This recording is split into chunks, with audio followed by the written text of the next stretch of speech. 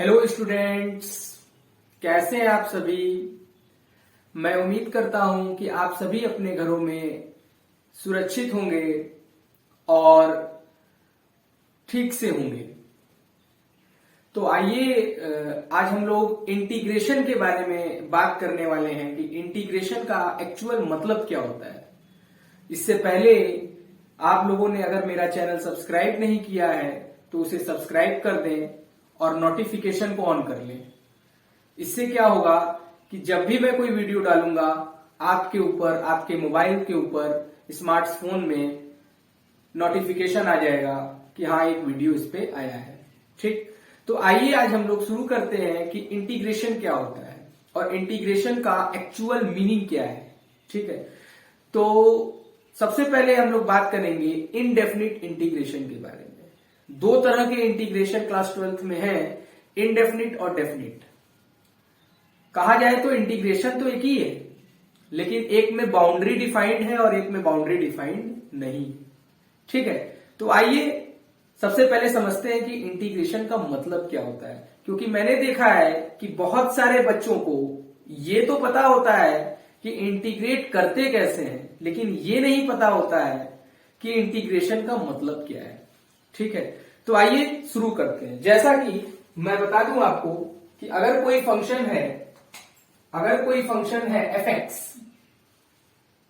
ठीक है, और उसको इंटीग्रेट करने के बाद अगर फाई एक्स आ रहा है, एक दूसरा फंक्शन मान लेते हैं हम लोग फाई एक्स, तो इस फाई एक्स को डिफरेंशिएट अगर करेंगे तो हमारे पास एफ एक्स आ जाएगा। मैं एक बार फिर से रिपीट कर रहा हूं कि एक फंक्शन एफ एक्स है और अगर इसको इंटीग्रेट किया गया हो, क्या किया गया हो, इंटीग्रेट, मैं लिख दे रहा हूं, इंटीग्रेट किया गया हो, एफ एक्स को अगर इंटीग्रेट करें हम, यहां इस तरफ एरो नहीं बनाएंगे, एफ एक्स को अगर इंटीग्रेट करें और फाई एक्स आ जाए, इसका मतलब यह है कि फाई एक्स को डिफरेंशिएट करने पर, क्या करने पर, डिफरेंशिएट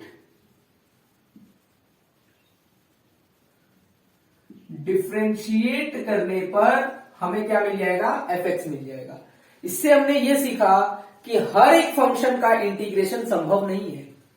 हम उन्हीं फंक्शन का इंटीग्रेशन कर सकते हैं जिसपे फिर अल्टीमेटली उधर से डिफरेंशिएट करें तो हमें अपना फंक्शन क्या हो जाए, मिल जाए। ये एक्चुअली मतलब होता है। मतलब phi x is called the integral of f x. Phi x को इंटीग्रल कहा जाएगा बेटा एफ एक्स का। कब कहा जाएगा, जब फाई एक्स को डिफरेंशिएट कर दें तो हमें एफ एक्स मिल जाए। तो ये सर्कल याद रखेंगे कि एफ एक्स को इंटीग्रेट कर रहे हैं तो फाई एक्स मिल रहा है और उस फाई एक्स को डिफरेंशिएट करने पर हमें एफ एक्स मिलेगा।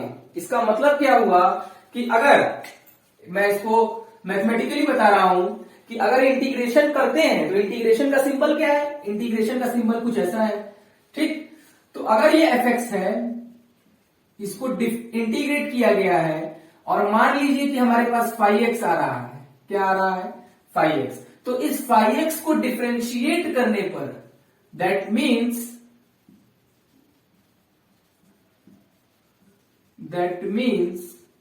कि ddx of phi x equal to f x, ये आएगा।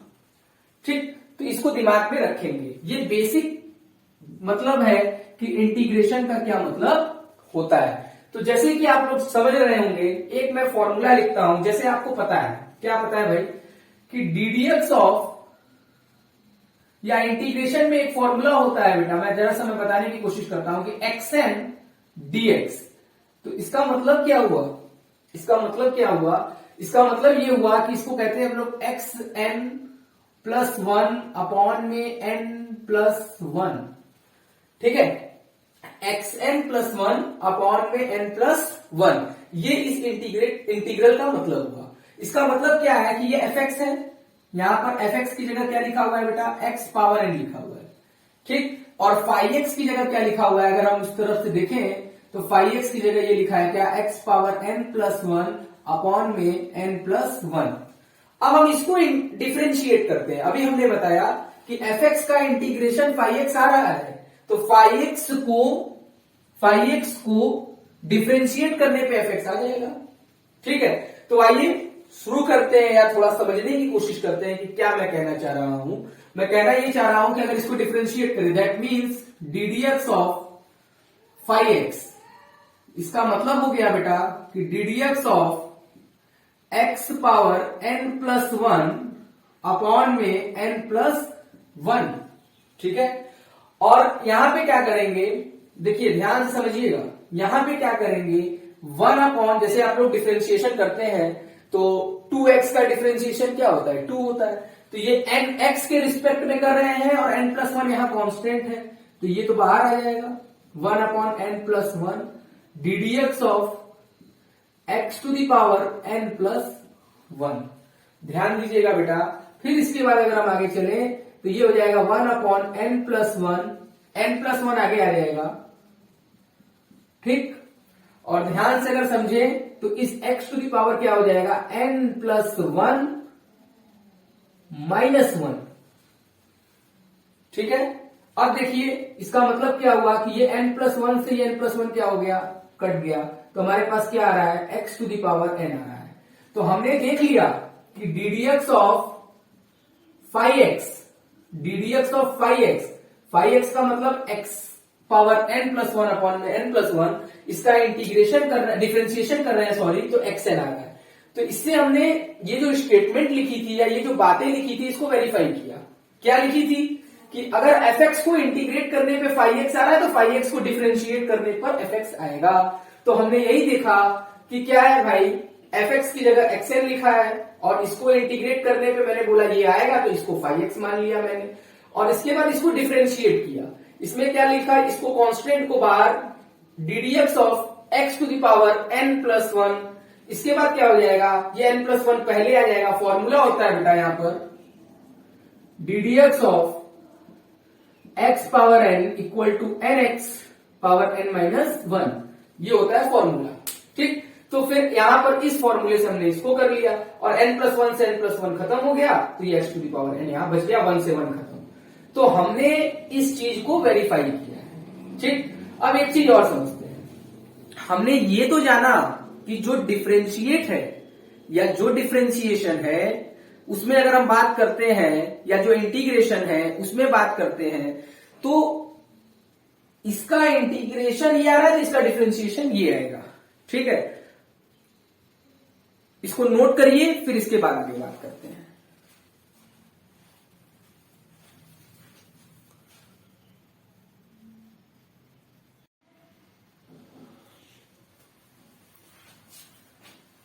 आइए अब हम आगे इंटीग्रेशन के बारे में और बात करते हैं। ठीक है, तो जैसा कि मैंने बताया कि fx है, इसको इंटीग्रेट करने पर अगर फाई एक्स आ रहा है, मतलब phi x is said to be integral of fx, then the differentiation of phi x is equal to the fx। ठीक, आगे चलते हैं।